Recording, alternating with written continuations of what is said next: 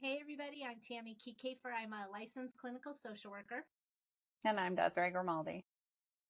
Welcome to And Unguarded Mind podcast, where we talk about all the drama, trauma, and gritty things that life throws at us. we have a special guest today. His name is Jason Kendrick.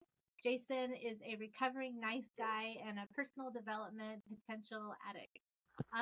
He he lives to help other people question their status quo and hopes that it'll help them create the life of their dreams. So, welcome, Jason. We're really happy that you're here today. Well, thank you for having me. So, and you're also, tell us a little bit about just who you are and what you have going on, and maybe a little bit about your podcast and what a recovering nice guy means. Well, there's a lot there. I'm a personal development junkie, like you said. We also have the Mad Men of Masculinity podcast and radio show. I'm in the process of starting another podcast called The Real You Report, which is a deep dive into who we really are as eternal spiritual beings, beyond the physical, all that stuff. But yeah, the recovering nice guy thing was something that a lot of guys nowadays are dealing with, is that as the Industrial Revolution happened and fathers started leaving the homes to go work in factories, et cetera, little boys were left to be raised by their single mothers who did the best job they could, but they're not men. And so they were like, be good little boys, let's raise our little boys to be upstanding members of society and good little boys, et cetera. And it created this, what was now termed nice guy syndrome, which a lot of ladies don't really like in a partner, because he's going to do whatever he feels like he has to do to make you happy. He's going to do whatever you ask, but he may not have the masculine foundation or the backbone. And a lot of times, nice guys aren't really that nice. They're a little manipulative. They're always trying to get something, and by being as nice as they can be and whatnot. And so, having that realization, going to a men's group and having a guy, the leader, say, "Here, you need to read this book," and it was No More Mr. Nice Guy. And that just started another chapter of my personal development journey of, oh, okay, this is who I am. I'm probably a second generation nice guy now that I've kind of gone through it. And like my father probably was as well. And helping other men through the podcast, through our men's work, through coaching and whatnot, just to become aware of what is healthy masculinity and how does that relate to dating, families, career, etc. I mean, I think I've kind of narrowed down to, with my coaching, I really like to work with guys who are ready to dig into who they really are, past the physical, past the names, past the job, past all the accolades. Like, who are you really at your core? And usually that takes a lot of peeling back the layers of family, upbringing, socioeconomic background, and getting past the things that we use to identify ourselves in the kind of physical world. Yeah, Mad Men of Masculinity is such a cool podcast. I remember meeting you and then being on your show, but going back through and listening to different episodes because I was thinking, all right, what am I going to get myself into? I'm not really sure what this is all about. So Better check before you jump on the ship with us. I'm just letting you know. it, you guys cover so many crucial topics that people need to be talking about, and you give permission for men to come on and open up and have that space of just being vulnerable, because those are all those layers that you're talking about that you got to peel away to find out who the real you really is. Yeah, and it's something that men have to be kind of educated about, because it's not really something that is taught in many different spheres. A lot of times, it's once guys have fallen on their face enough times, they'll start to go, "Oh, this isn't working. Maybe I should talk to somebody, or maybe I should educate myself." So, I mean, emotional education, just understanding what your emotions are, that you have them as a man, what it looks like. And for most guys, they all believe that they're isolated. They all believe that what they're dealing with, they're the only ones dealing with it. And my partner Kurt says it quite a bit on the show, that if you think you're on an island as a man and you think you're the only one dealing with what you're dealing with, that island's probably the most populated island on Earth. And it's just a matter of actually finding an outlet, finding a group, finding a counselor, finding a men's group, whatever it is, where you feel comfortable enough to open up. And it's just in that practice of opening up and just even saying, "Hey, I'm struggling with this," and watching all the other guys start nodding their head and like, "Oh, I struggled with that before. I see myself probably struggling with that in the future," and just sharing that struggle together, which is something most guys don't do, because we've been taught for 50 years now. Suck it up, be a man, just rub some dirt in it, you'll be fine. And do the, the Irish stuff where it's, I'll just stuff it down and cover it with alcohol, stuff it down and cover it with alcohol, and then I'll die early and I'll be fine. Yeah. It does not work. No. And then even now, like everybody talking about how toxic masculinity has men so unsure of what to do, which everything to any extreme can be bad. But I don't know. I hear a lot, and I have a young son, and it's talked about a lot, and I don't agree with it. I would not be attracted to my husband if he wasn't a protector, and all the things that I look for in a partner. I mean, especially being a businesswoman, I'm like, I'm dominant during the day. You come home and take over. Well, and that's just as being aware of your own natural tendencies and your own natural feminine tendencies and energies and what we have to adopt. And what's really ironic, and most people don't bring this up, but I do because it's what I do. But the whole toxic masculinity, quote unquote, pushing of this narrative started with the feminist movement, or it started with actually toxic femininity when it started really getting to that where it went from healthy to unhealthy, and now they're just trying to demonize men. And so what tended to happen is these ladies got more into their masculinity and they were less and less in their femininity, and then you got all the nice guys and simps and whoever who are just, I'll do whatever you want, and they're not attracted to any of these men. They haven't figured out that the masculine men that they want won't want a masculine woman. And so then they just say, well, he must be toxic because he doesn't want me. Well, no, he doesn't want to challenge, he doesn't want to fight. He wants to be able to fulfill his role as a masculine man, which means to have that polarity, you need to be a feminine woman, which means, like to your point, once you get off work, there needs to be a shift. It needs to be, okay, I'm putting down the sword, I'm putting down the shield, putting down all my masculine energy and coming home to be feminine so that he can take over his role. When you get two masculine energies, and it just creates conflict. Yeah. Yeah, it's almost like, well, when we first started dating, he used to say, he goes, you have pride like a 17-year-old boy. Oh, wow. I didn't know, because that shift was really hard for me with my background. And so it took a lot, but it was something I definitely wanted and needed in my life. It just took a lot for me to put that sword down.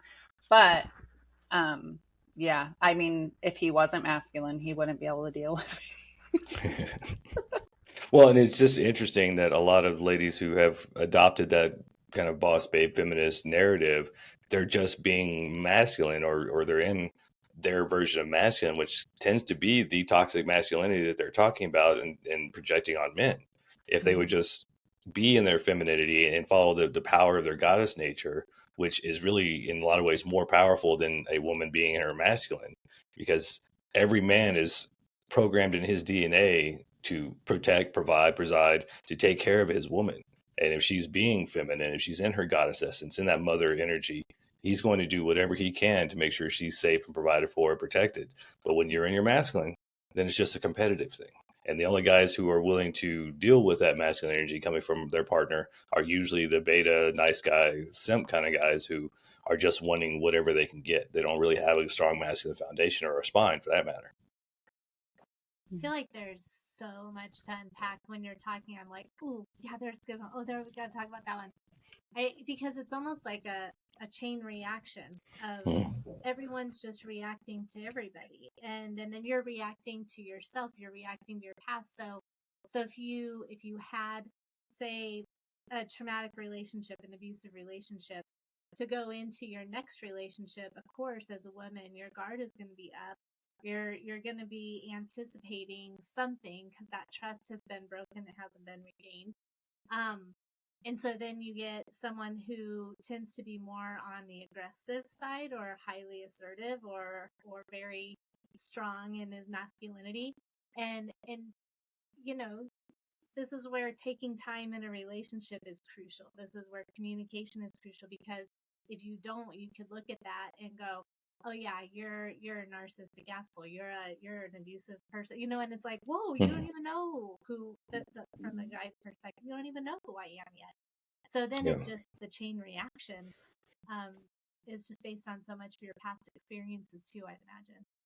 Well, and that's where the personal responsibility comes in. I think there's too many people serial dating and they're just bouncing from one relationship to the next relationship without actually dealing with the traumas, dealing or even learning about themselves, learning about their control dramas and how they get energy from people or their attachment styles or even their communication styles or personality styles.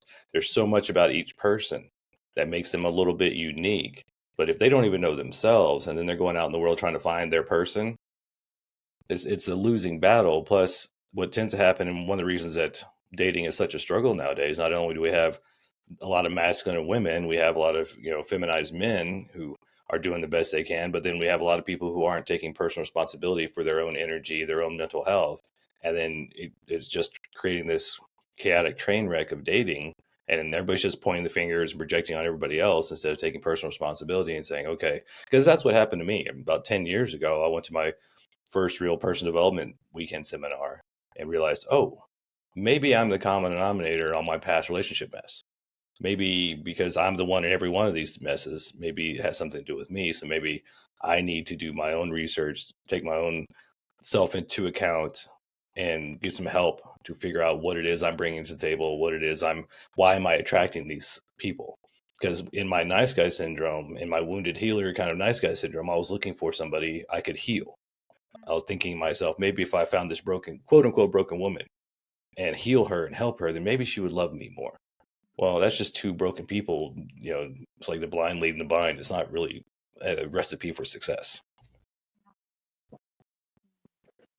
So when you're talking about the boss babe idea, how about, so I remember one of my first jobs in the mental health field was in corrections, and I was 21, 22, walking into a juvenile hall, and there was everyone from the kids unit up to the felonies and murders, rapists, whatever.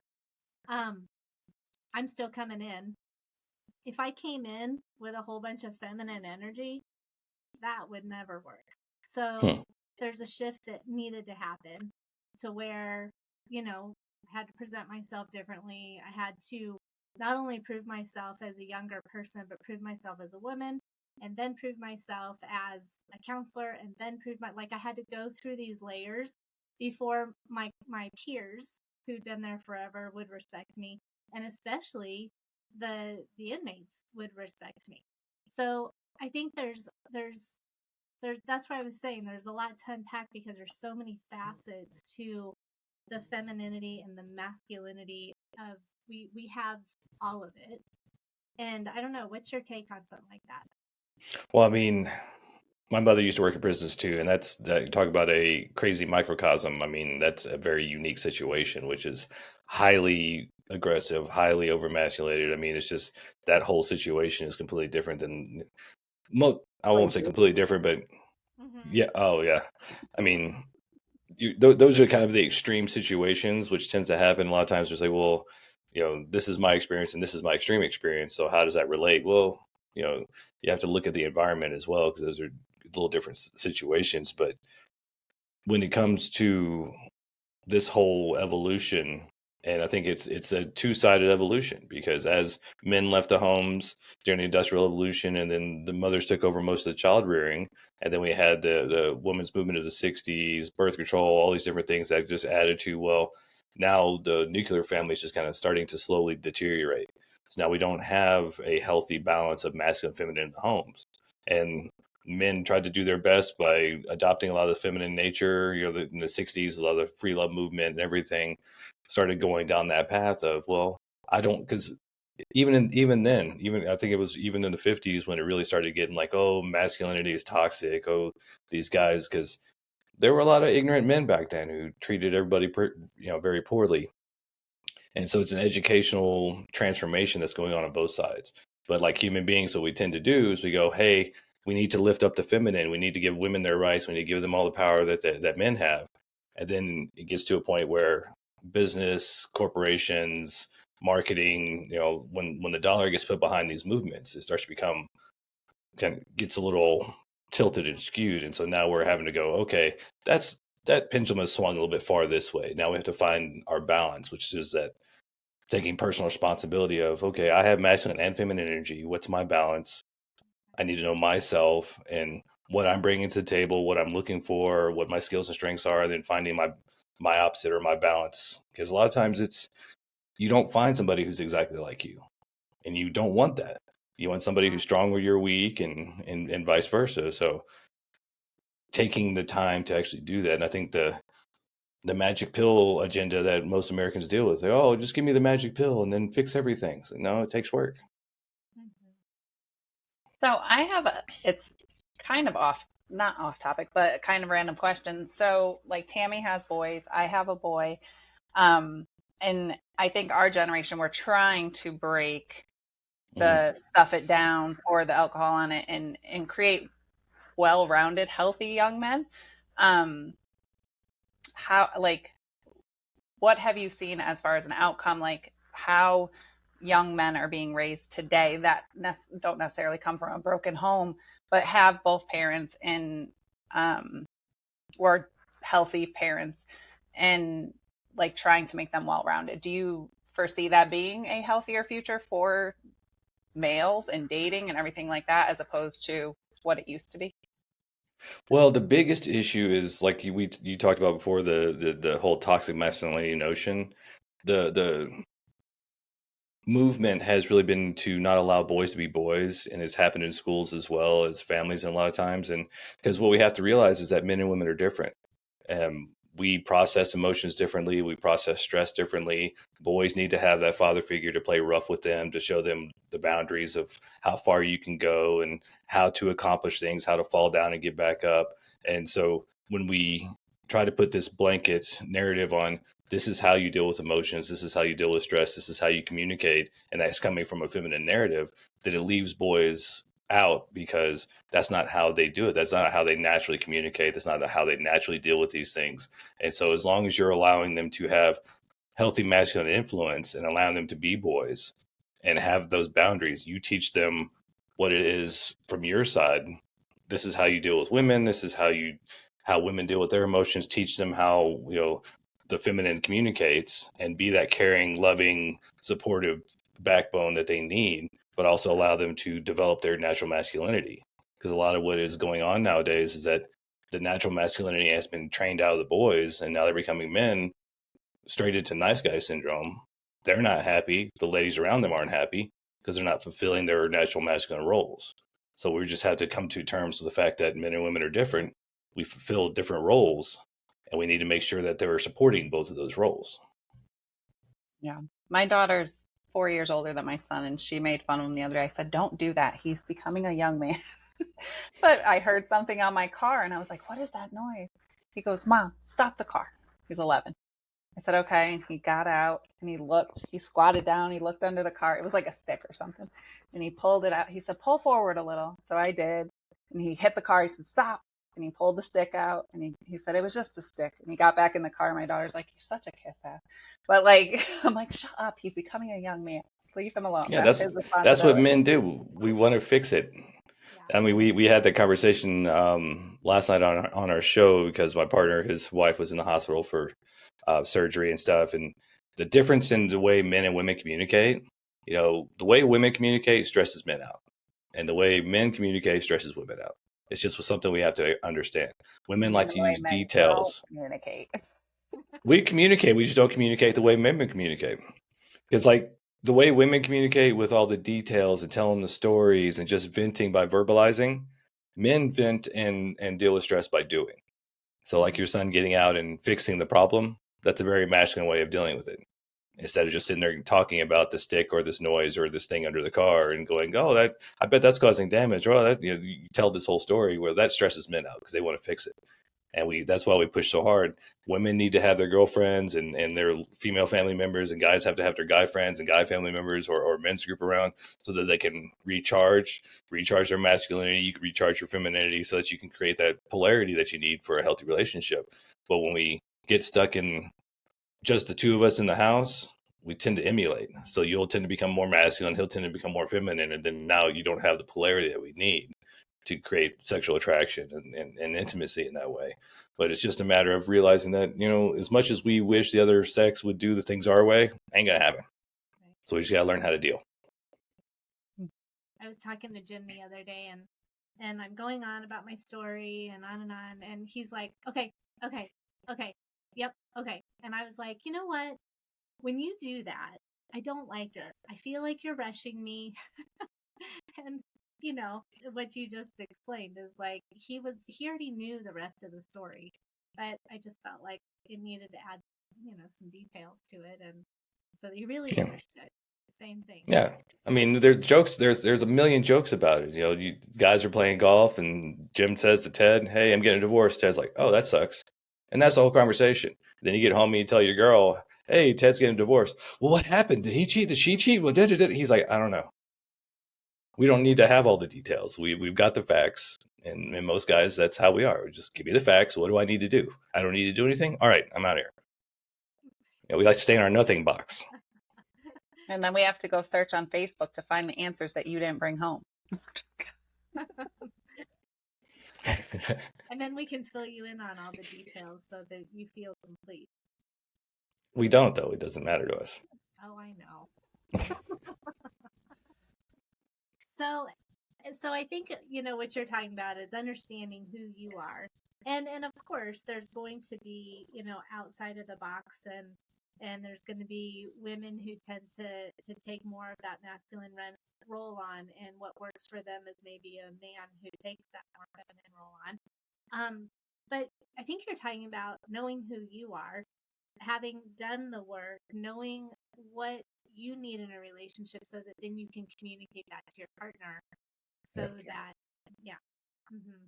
Yeah, I mean, one of the things that's really been coming up for me lately, especially doing my own research and learning about all these things, because I'm addicted to personal development and I listen to audiobooks daily, so I'm always adding more information. But one of the things that's come up, not only understanding things like, John Gray's books, Men Are From Mars, Women Are From Venus, how we communicate differently, how we process things differently, but then going back into your own past and looking at your parents and realizing, what are your control dramas? Because when you get right down to it, everything's about energy. It's an energy exchange, and everything we're doing is to get energy either from another person or to generate our own energy. And so understanding what our control dramas are, how we came by them, which is usually going back to look at your family of origin and going, oh, well, dad was this, mom was this, so that means I'm this. And the best way is to understand those things and get out from underneath them. The best way is to heal that and then not play those dramas, but at least having an awareness of your personality types, having an awareness of your attachment styles, so that you can actually communicate with that to your partner and have these conversations. Because when you don't have those awarenesses, then communication is next to impossible. And then all we do is fight with each other because we don't know that men and women communicate differently. We don't know what our attachment styles are. We don't know how we unnaturally or unconsciously try to get energy from the other person. And so you're constantly having these unconscious battles. And then you wonder why relationships are so hard. Yeah. You got to take the time to learn about yourself, and then your partner needs to know about themselves as well. Then you have to have those communications. You have to talk about those things and either heal them collaboratively together, or at least find a way to work with those things. Yeah. Speaking my language, Jason. Exactly. To a T. So what about, you talked about the guy exchange and I'm getting divorced. Oh, really? Bummer. Too bad. So then what, where does all that emotion go? How do you know that your buddy wasn't trying to say, like, I'm reaching out because I want to talk about it. I'm reaching out because I want to process. Do you know? Do you just kind of, do you have to be really direct with each other, or? Well, normally we are. I mean, I'll use Kirk as an example as well, because that's one of the things he's doing is actually practicing just letting us know what's going on. When he was in the hospital with his wife for 2 weeks, he would just send us a mass text to all the guys and just saying, hey, this is what's going on. And we would send prayers and thoughts, and now for most of us guys, it was somewhat frustrating because as guys, we want to do something. Tell us it's time to come charge the hospital. We'll bring swords and whips and whip them into shape. That's what we want to do. But just to have the opportunity for him to just vent. And I think for a lot of guys, there's something we don't get to do as much because we're not trained in it. We're not comfortable with it. And we're not used to talking about these things. But we don't necessarily have to talk about it in the same way that a lot of ladies do. We don't need all the details. Sometimes it's just a matter of being able to say, I'm feeling this. And which is hard for some guys because until you do some personal development work, you're not even sure what you're feeling. Because for most guys, you have three emotions. It's happy, sad, angry. That's about all you got. And so having all the nuances and understanding how to even explain. And so getting to a point, and for most guys, is when you get a little bit older. You realize, okay, my teens, 20s, maybe even my 30s didn't really work. I didn't have the vocabulary. I didn't have the emotional EQ. I didn't have the education I needed to even attempt to express myself in these ways. But to do that around other guys is the main key. And I think it's one of the things that is hard in relationships unless you're both very well educated. Maybe you're both therapists and you can have those conversations together. That's okay. But in normal relationships, you need to know that as a partner, you're trauma. You're the emergency room. You help them initially, and then you send them to where they can get help. You send the guys, to the men's group, to the pastor, to whoever it is. Because men, for the most part, need to heal with men, and women need to heal with women because we heal differently, we communicate differently, and we did an experiment once where just the energy of men and women, how they differ. So we had a circle of guys and we had them all sit in and think about like mahogany brown dirt, just that nice, deep, earthy color. And then had a woman step in the middle and she was just like, oh my God, I can't, oh, this is so dense and I can't stand it. And then we had women sit in a circle and fuchsia, pink, bubblegum, and then had a guy standing there and he's like, I can't, it's just too much. It's too high vibration. And just realizing that we operate differently, we feel comfortable with different things, and just know kind of what our roles are, especially in relationships, and realize that you're not meant to do everything for each other. It takes a village to raise a child. Well, we need to get the community and the village back for everybody else too. And I think it's super important too. You talk about having that men's group, but I think it's also really important on choosing the right men for that reliance. And I'm very thankful. My husband has a phenomenal group of men, Christian brothers together that I always make fun of. I'm like, are you talking to your bromance again? Because they text more than the girls. But yeah, they have no details ever. The wives have to communicate and be like, do you have any idea what we're doing this weekend? But I think that's important too, especially in relationships, because if you have, and it's hard because it might be somebody you grew up with, but if you're in a relationship and you're still going out with all the single friends and doing the things, then that's not going to be healthy for your relationship. So I think figuring out who that right circle of men is super important as well. Well, and nowadays for them, in a lot of ways, men who are actually in men's groups, men who are actually doing work, whether it's men's groups, AA, a Christian group, whatever it is, you already know that that's a good start. Because yes, you can go out and play basketball, go play golf, you can go do whatever sport with your guys, and it could be guys you've known your whole life. If they're not doing some kind of work, they probably don't have the vocabulary. And what tends to happen a lot of times when they don't have the vocabulary, they don't have the experience about doing the work or having those conversations, they get uncomfortable, so they'll make fun of you. They get uncomfortable, so then they want to make a joke. And that's not how we communicate, because the whole thing for guys, for the most part, is just to know they're not alone.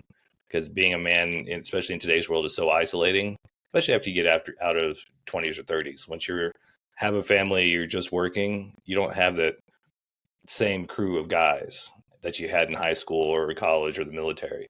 So it's just a naturally isolating feeling.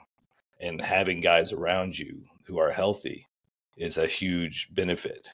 But sometimes it takes a while to find those guys. But if they are doing the work and they have the emotional EQ, they have some training or just experience, usually just going to a men's group, number one, is you're already going to find that these guys have at least some skills that maybe your buddies from high school don't. Yeah. One of my favorite jobs was I had a men's group and a women's group, but they were domestic violence perpetrators, so they were all court ordered. And it was fascinating when you were talking about the men and the women.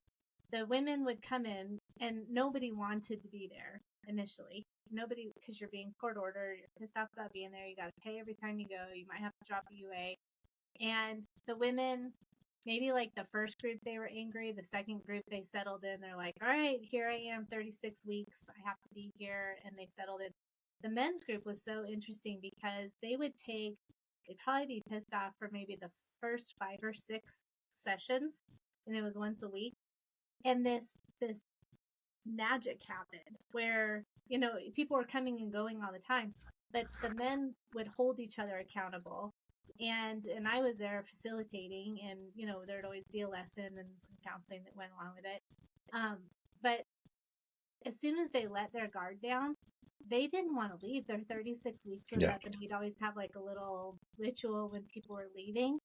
And you'd see some high level emotions, and all walks of life, all types of socioeconomics, all religions, didn't even matter. You're there because you got in trouble.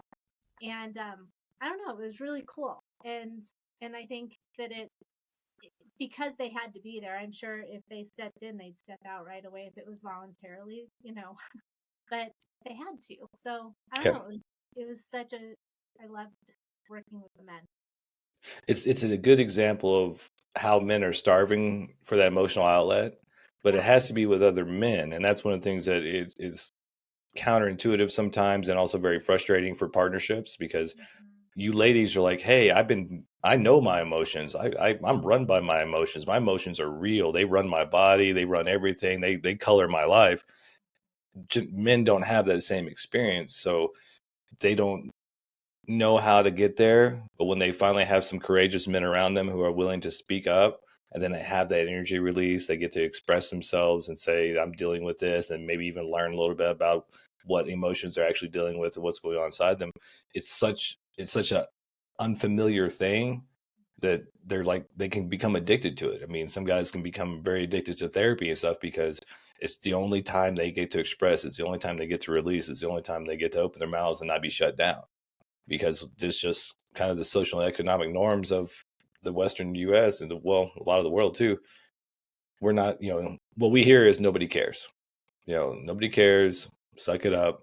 And so when we get to a place where it's okay to be vulnerable, we get to a place where we're not going to be shamed or belittled for sharing what's going on with us, then it can become very addictive, and it does become very powerful, because there's so much pent up emotion in most men that a lot of times when he's just dealing with it silently and you're trying to go, what's going on, honey? What are you doing? Then that's not helping him.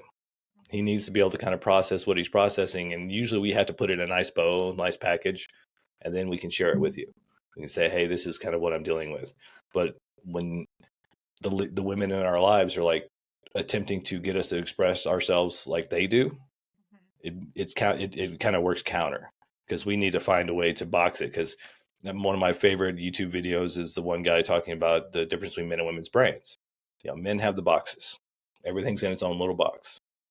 Ladies are like the spaghetti, kind of like the Christmas lights that are all jumbled up. Everything's connected to everything.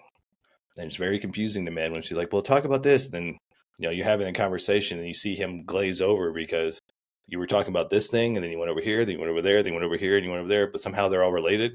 It's like, she went to like 5 different boxes. I don't know what's going on. It's just a mess.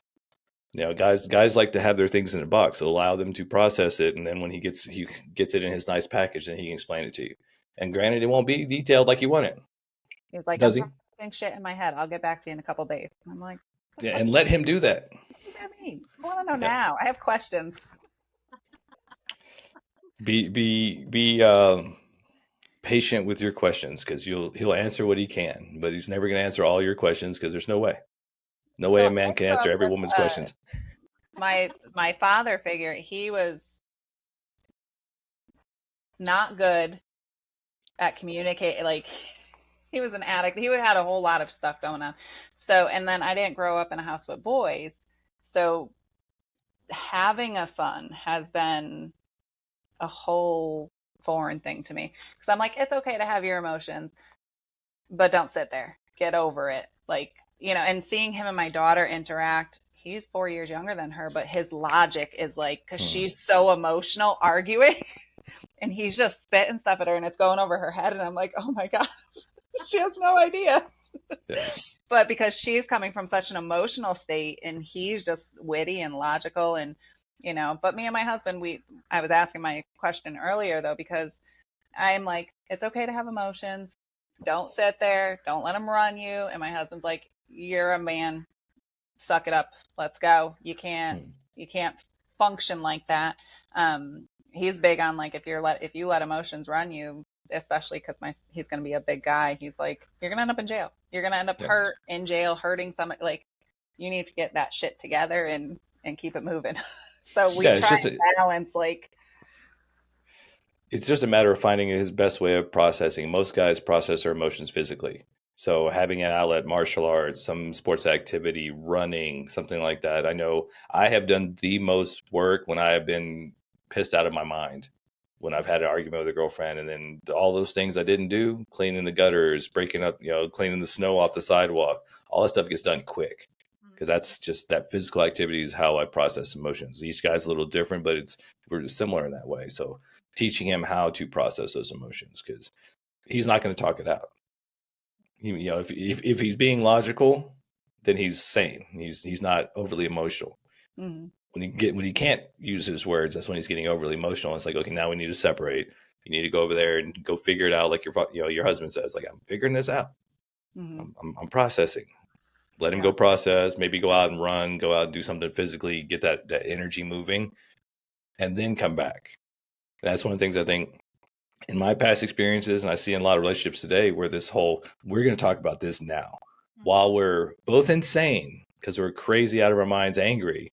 Let's try to have a reasonable conversation. Yeah. So learning how to say, hey, time out. I'll leave it at the gym. I'll be home and we'll be good. Exactly. Have him take his son to the gym. I mean, there you go. It's like, this is how we process it. My kids are in activities every single day. Perfect. And you're right. I think that was, probably 80% of the people in my groups, the domestic violence groups, was normal people, bad day, bad timing, bad coping mechanisms, and the cops get called and someone's going. So, but you look at it, they look at it like, God, it was so stupid. I should have just walked away. I should have just hung up. I should have just. But yeah. Yeah, those are things we ought to be training our kids. We ought to be having some sort of education around how to have communication, how to have argument, and how to walk away, how to put a pin in it. And one of the biggest things is understanding how men and women argue. Because, I mean, ladies, you can be very vicious when you get emotional. There's the comedian Bill Burr talks about it. It's hilarious. He's like, when a woman's right and she knows she's right, she'll stay on the point. She'll make sure you stay on point too. But once you're right, once she feels like she's losing the argument, then she goes rogue and she starts concocting this thing to tell you, because she knows all your little buttons, she knows all the little things you hate, and she concocts this little evil statement just to make you so mad that you call her some name, and then she's like, well, there's no reason to call me that. And then you've lost the argument and you don't even know what happened. How did I lose the argument? I was so right. They argue differently. So I love that skit of his, because he's like, now I'm turning this franchise around. Now I'm winning more than I'm losing, because as soon as she goes rogue, I just take a knee. I'm like, all right, I know I've won. Just run the clock out. We interviewed my husband. He won't argue. It used to drive me insane. Insane. Well, there's no point. I mean, nobody wins an argument. Like, nobody wins a fight. So I'm kind of one of those too. It's like, if we can have a discussion, like, we can discuss whatever you want, but as soon as we both start to get emotional, and not like I'm releasing emotion, but like I'm getting angry and I'm starting to see red, then it's just, you're not going to solve anything. You're just going to make it worse. Mm-hmm. I tell my kids all the time, I'm like, if the second you get mad, the second you get emotional, your IQ drops. You need to just walk away. You're stupid and you're making stupid decisions, and nothing good is going to come from it. Crazy. All right. Well, right after this, I'm going to go call Jim and apologize for lots of things. Awesome. That is the best result of any conversation I could ever have, when the ladies go apologize to their men. And you know what's going to be really interesting? When you apologize to him, I guarantee he's going to say, okay, well, there's been some things I felt like I should apologize to you about, but now I have the opportunity. He's very good at that. Yeah, but you and Jim have a good system. Like, if anything bothers you for more than 24 hours, you bring it up to each other, but you have like that cool down period to see if you're being ridiculous or over dramatic or whatever. Yeah. So.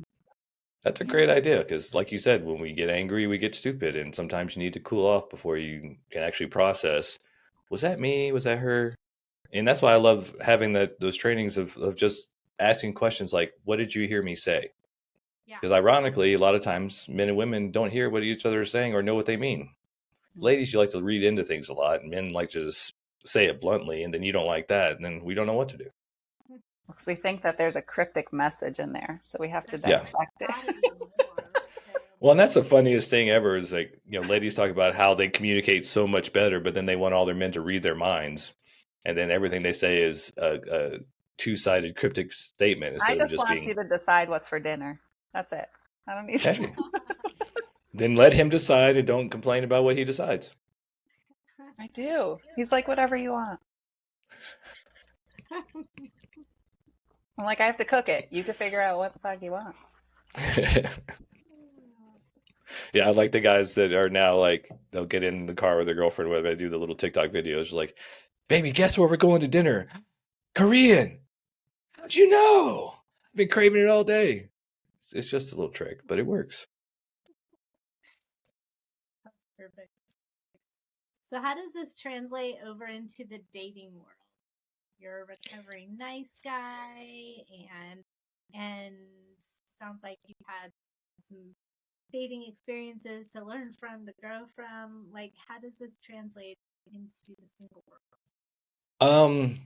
I can't speak for everybody else. I know for me, fortunately or unfortunately, a lot of my education and a lot of the experience I've had going through this process has kind of narrowed down the dating pool for me, because there's not a lot of emotionally educated, well-rounded people who have done a lot of personal development who can have these conversations.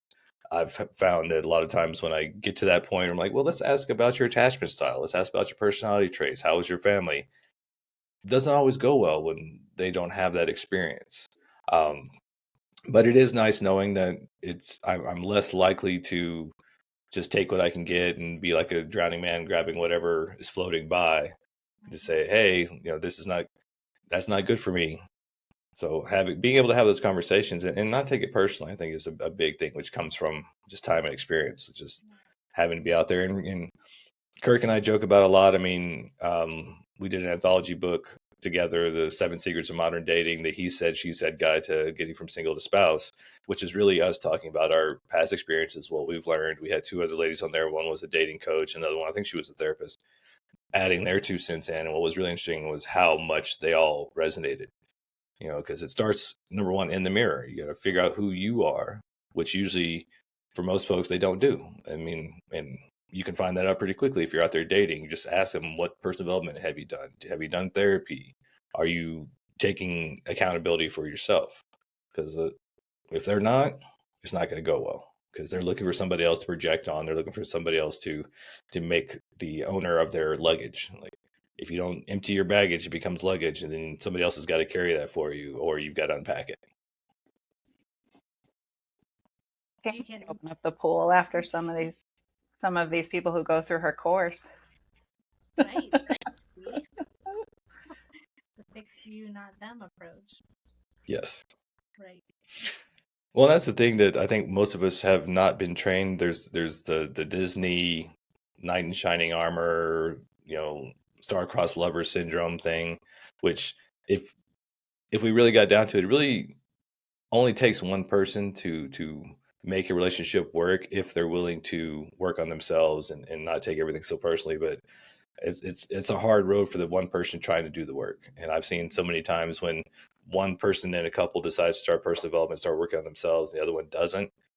9 times out of 10, that relationship ends, or the other one, it almost ends, and the other one comes screaming into their, okay, I'll do the work. It's time to you either grow together or you grow apart. Yep. And it's sad, it's sad because when you're both starting out at the same place and then one person's doing all this work on themselves, I visualize it like there's a string, and they either get sucked back into it or it just gets so tight that it breaks. But if you don't grow together, it is sad. Yeah. Well, and I mean, we talked about last night. The episode title was "Surviving the Storms of Life," and what is amazing about that, when you have a partner that you are willing to go through those storms together, work through them together, and walk hand in hand through hell and all that, that's what creates the glue and the intimacy and the true love that lasts a lifetime. But I see so many of the kids nowadays and people out there, the first thing. I mean, I was guilty of this for a long time. The first argument, the first thing, oh, I guess we weren't meant to be together. There must be something wrong. I'm out. and you don't realize the power of being able to have these conversations, get through the fights, get through the struggles and the trials and the challenges. And that's what really makes the relationship a relationship. Conflict is going to happen. Attention issues too. Like, it's like, oh, the next best thing. Oh, she's prettier. He's cuter. That one's better. I want that instead. Like, it's that constant with the phone and just people not wanting to do work. Like, I think the younger people dating, I mean, even some of them, I think Tammy and I talked about it on different podcasts. Like, some of these girls, like, they're non-negotiables. They're not going to have sex or date a man who doesn't make more than like $200,000. I'm like, that is so shallow. Like, what is wrong with you? But it's well, I mean, that's just kind of part of the manipulation of social media. It makes me crazy because the dating apps, the social media, and then this generation that has grown up with these things, they have no basis in reality. I mean, 100 years ago, the reason you met your wife is because she lived next door or down the street. You was all about proximity, location. And that was how you ended up. And yeah. Well, I mean, and when you lived in a community, when we had community, then you had the same values, you had the same culture, and so you had that same foundation to build on. Mm-hmm. Now, in a lot of ladies, the young women nowadays are just getting manipulated to act like a man, and they're out there, their body counts are crazy through the roof, and any man worth his salt is not going to want that, because after, was it 5 partners, you're 80% less likely to pair bond. You know, after 2 partners, you're like 10% or 20% less likely to pair bond successfully, because you don't have the oxytocin reserves or the hormonal makeup, because you've given yourself away so much. And so many ladies out there have decided, because it's been sensationalized, like, you go boss girl, you're the prize. That guy has to have all these things, but you can also go out and sleep with whoever you want to, because if guys can do it, you can do it too. But then once again, we're not looking at the difference between men and women. You know, your value and is the fact that you create life, the fact that you are the bringer of life. Every person came through a woman. But when you start acting like a man, then it starts to devalue you.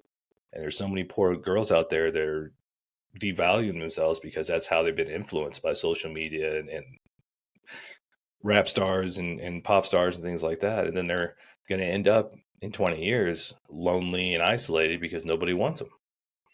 They've devalued themselves so much.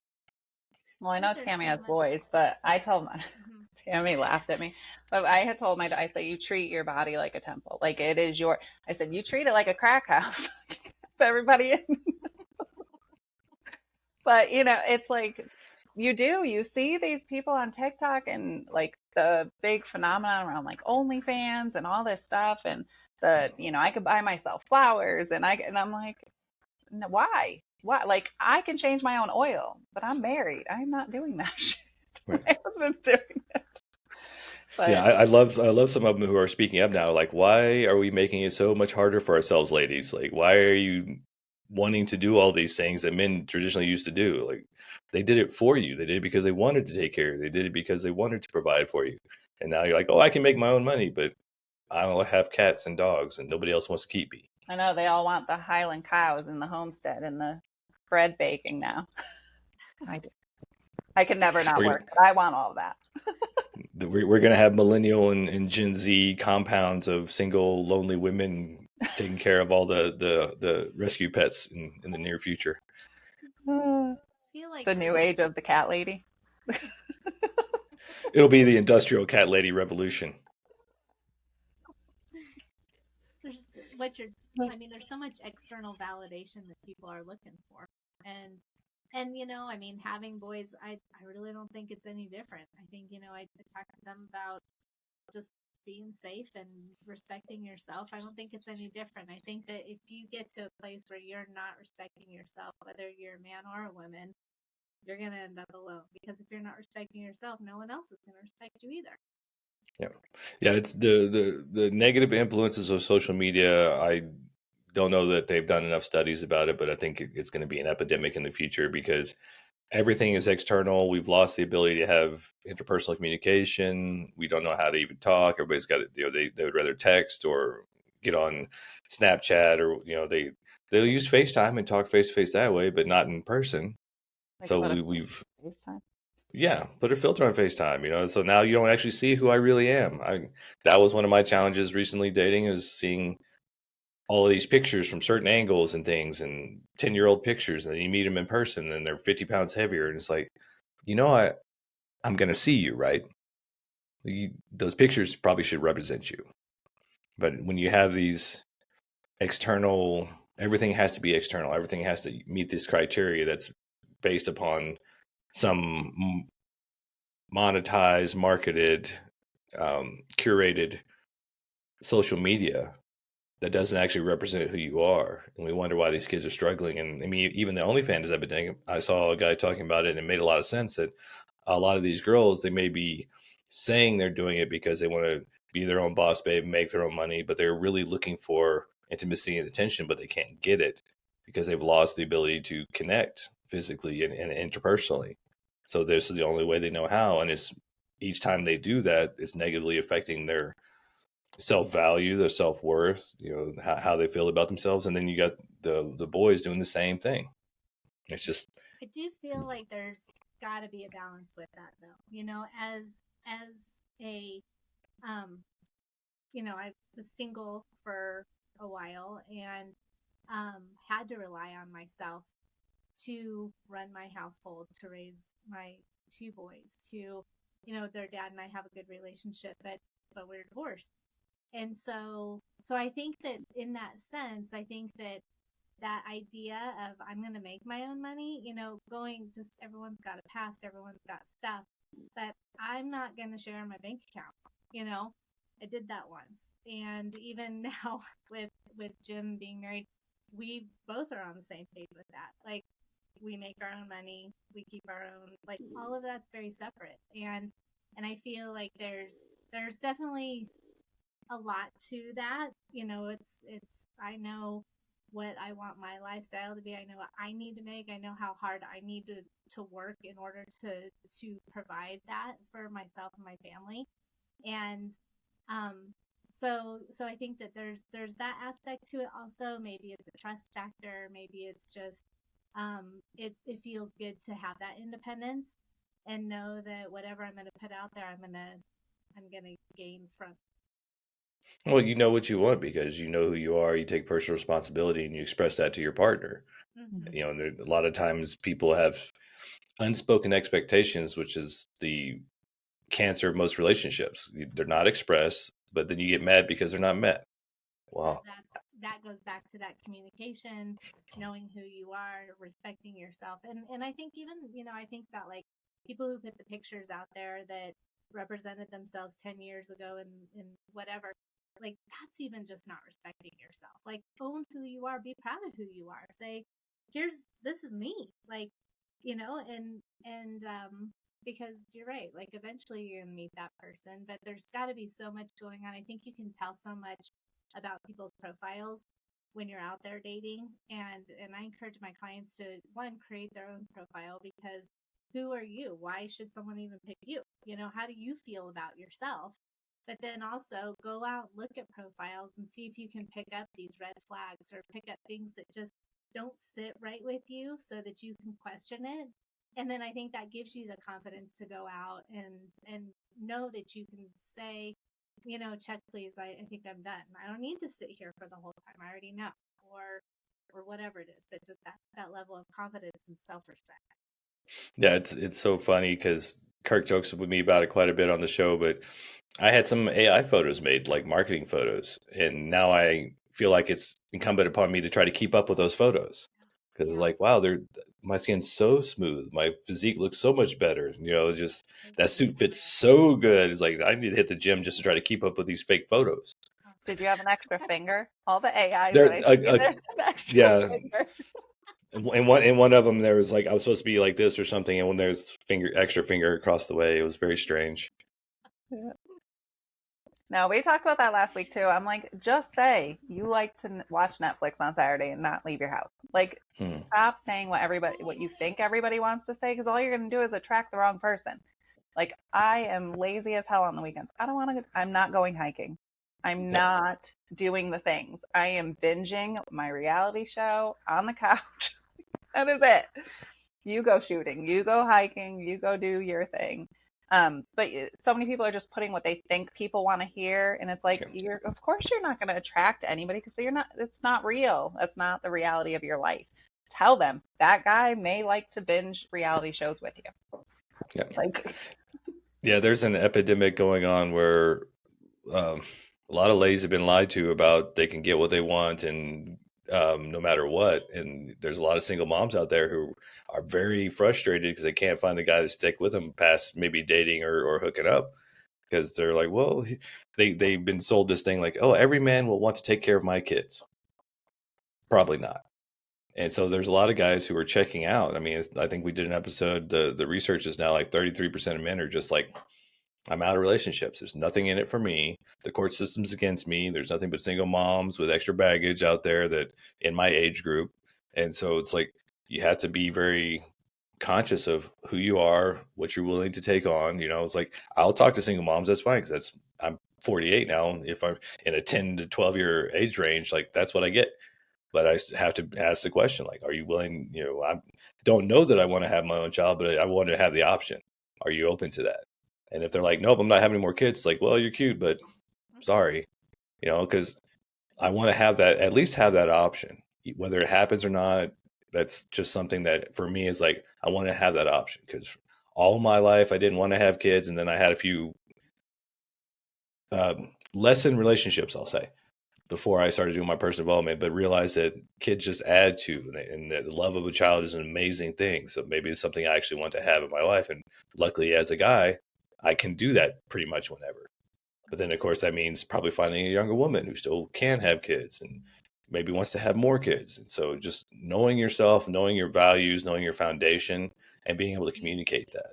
Yeah. Yeah, get those expectations out there so that they're known expectations and not something that's going to bite you in the butt.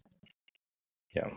Yeah, I've been on lots of dates and just been like, hey, well, this is where you're at. This is where I'm at. So this is how much we can do. Like, here's our little box we can play in. Do you want to play in that sandbox? Okay, cool. If not, that's fine. Mm-hmm. And that's confidence right there. Just being able to say, if it works, it's fine. I don't know if it's confidence or just because I'm old and tired. I just don't have the time for it anymore. That helps. Oh. Well, this has been great, and for all you single ladies out there, Jason is a good catch. He knows his stuff. I'm a challenging catch. He's just we'll put your link in the bio, or we'll put your bio in the link. Well, if they go to my name's right there with my website, so I don't know if that was a good idea or not. There you go, perfect. Well, this has been good. I think we've covered a lot. So, for everybody to check out the Mad Men of Masculinity podcast is fantastic. Tell me, the Real You podcast, is that what it's called? The Real You report is coming out. It's just in the beginning stages of actually making episodes and getting guests on and whatnot, but that'll be coming out soon. You can go to madmenradio.com. And then there's links to the YouTube page, Spotify, iTunes podcast, every place that we put it out there on the internet. But yeah, there's probably hundreds or thousands of episodes. I mean, we've been doing the podcast for 6 years now, and the radio show for almost 2. So there's plenty for you to dig into. And ironically, ladies, most of our audience are ladies 35 to 55. So I don't know why, but I'm assuming it's because they finally got tired of listening to their moms and girlfriends about how to find a good man. Well, and you cover some great topics, and I think it's, we'll take that knowledge any way we can. So yeah. Now, do you work with people individually also? I do. I tend to like to do more speaking engagements. I've gotten to the point now where I really like to work with people who are at that kind of they're successful, they're kind of in that midlife, and what they really want to do is find out who they really are, why they're here. Mark Twain said it best. It's one of my favorite quotes. The 2 most important days of your life, the day you're born, and the day you figure out why. And I like to help people figure out why, because so many of us have just gone through life doing what we're told, following the shoulds, and then that's it. Yeah. So, I mean, just figuring out why we're here and what our purpose is what I love to help guys with. Well, cool. Well, thank you so much for being on here. We appreciate it. Thank you very much. My headphones just died on me, so I'm gonna go Oh, without my headphones now. yeah, we can hear you just fine. Perfect. All right. Well, take care. Thank you so much. And we enjoyed having you on here. We appreciate your time. Thank you so much. And yeah, if you need to get a hold of me, jasonbkendrick.com, and then make sure you support Tammy and Desiree because they're doing great work. Thank you. Yeah.